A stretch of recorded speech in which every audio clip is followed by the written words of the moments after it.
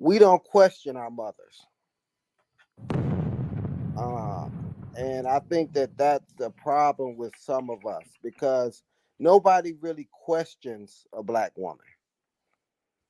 So, one day we were in the car and my mother was older. She had us, had illnesses, and I was like, "Mom, why don't you find you a little friend?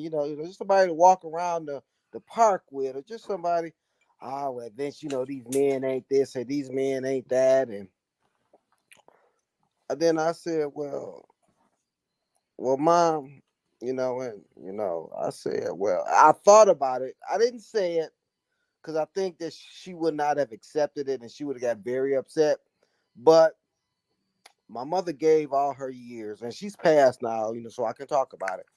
My mother gave her quality years to a married man that she couldn't have from 30, no, from maybe about 28 to about 42.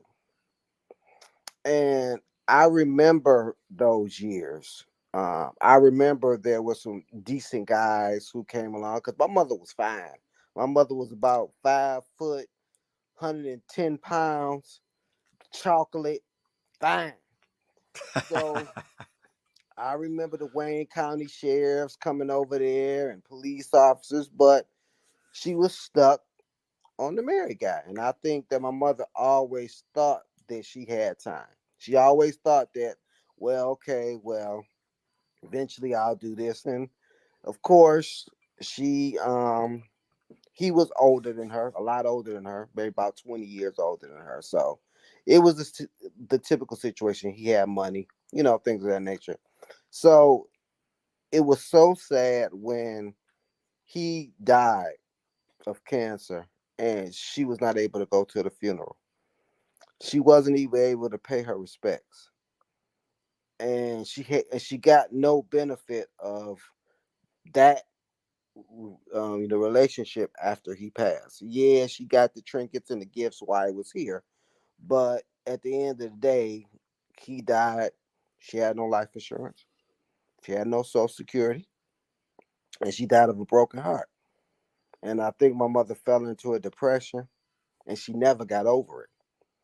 And my mother passed at 67, and she thought basically her life was over.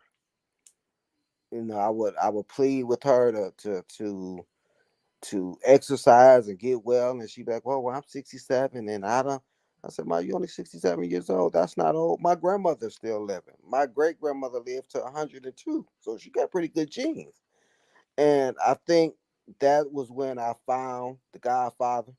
And he spoke a lot to my situations. And I think that's why I'm so passionate about the intention and really looking at things for what they are and understand that we don't have a lot of time in this world and we have to take um, accountability of what we've done and just try to make it better.